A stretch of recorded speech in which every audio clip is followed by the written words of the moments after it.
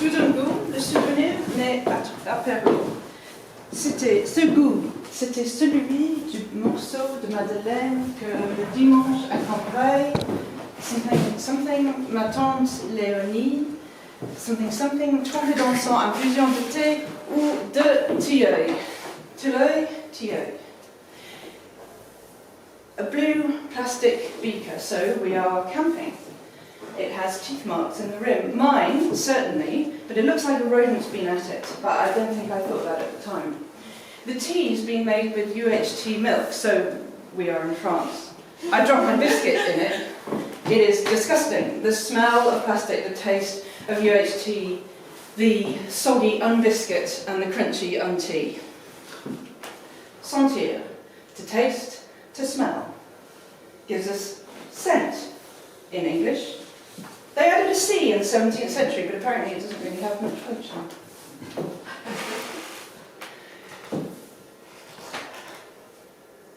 Smirt follows smell in my dictionary. Smirch, Soviet counterintelligence. Smirt spiporiorum, death to spies.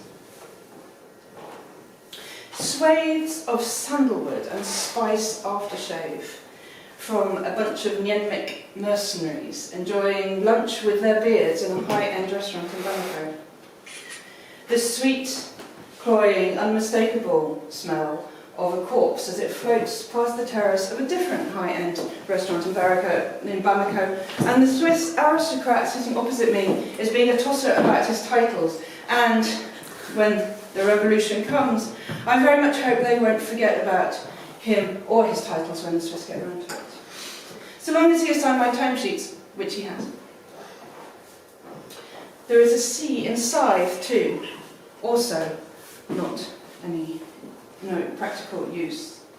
Chestovat zakar krizi, or something, is to smell a rat in Russian, but that's literal.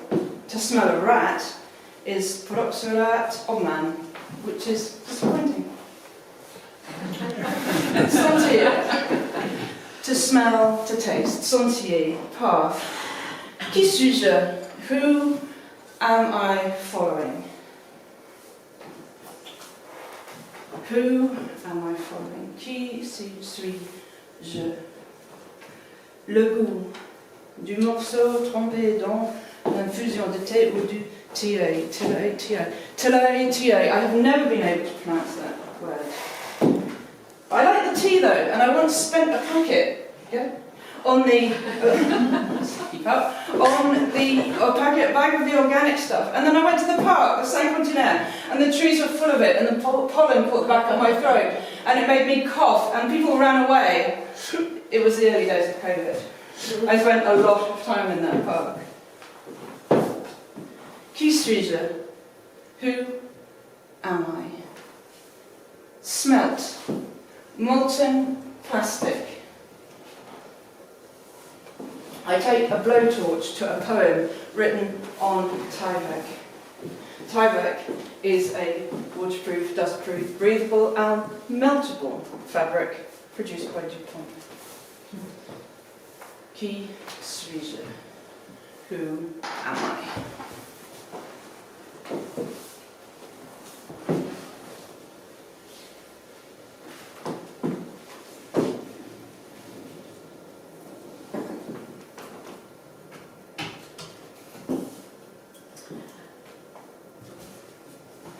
So, welcome to the Brussels launch.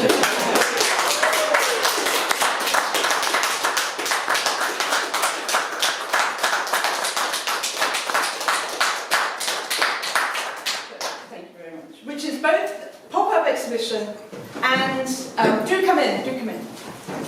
And the launch for this pamphlet, which comes in 2 parts, by Femmesocial Press.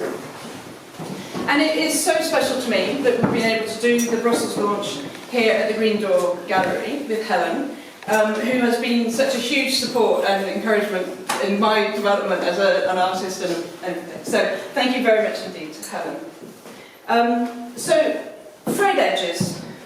Why frayed edges? Apart from the autobiographical references, is that Spivak talks of frayage as being that point beyond the edge of language or between languages where meaning hops into empty spaciness. So this pamphlet is an essay on textile poetry and a collection of textile poems. Textile, as we know from the philosopher Catherine Dormer, is a very ambiguous concept because it is material, it is concept, it is language, and it is metaphor. But in this essay, I don't want to salvage or to define or to constrain textile poetry, but to play in the edges, those frayed edges where matter becomes material and matter becomes immaterial. So this book is based on my own practice, but also conversations with the poets Susie Campbell, Sally Gore, Julia Rose Lewis, Imogen Reed, Jules Sprake, Simon Tyrrell, and Reza Wahid. And we are all poets who sometimes, often, and always use textiles, or sometimes, often, and never use words. Now, I live between languages. Some I understand and master. Others, as you might have gathered this afternoon, I do not. But Sally uses textile to translate, and she points out that textiles give a way to access aspects of the original language which a linguistic translation doesn't do. So in the book we have her translation here of the Rilke, the Rilke sonnet to Orpheus, and here she has lines of that same sonnet translated from German into visual textile poetry. Next slide, please. Julia, who's going to perform shortly, she uses textiles to capture the wildness and the visuals of maths in quantum physics, which are otherwise flattened and deadened in popular writing. We can move on to the next, thank you. And Susie, and we showed her film Wound on Thursday, which was fantastic. And she, as well as this film poem, which perhaps we can run afterwards actually, she also uses the grammar of cloth as an alternative way of putting sentences together. Well, Imogen, whose work is behind you here in the clips, Imogen works from the shared roots of textile and text, texere in Latin, to weave. And she weaves grid-based patterns from the stuff that surrounds writing. So those lines you see on her work are things she has found around writing, like, for example, the lines ruled on a page. Now, for all of us, process is very key and is central to our practice. So, with Simon, and his work is here, he talks of the cyanotype as a revelation of the poem, as a materialization of the poem, not as a substrate to it or a background for it. And for many of us, chance intervention plays an important and unpredictable part. It is also a forward-moving process. Often, with these processes, you cannot go back. There is no endless revision of a Word document. There is no equivalent. And so many of these pieces carry all of their early drafts within them. And once the poet has finished, the poems will continue to change and to disintegrate, to change, to unravel, to fade, to change colour. The text may become more or less visible, if there is text, over time. Now, we're also very conscious of the context in which textile work takes place. Now, needlework has been used as an art form, and it is perhaps one of the few to do this, which has been used to suppress and to control the expression of the artist. And we know the roles that the textile industry has and continues to play in colonialism and neocolonialism, in slavery, in ongoing exploitation, and of course in environmental degradation.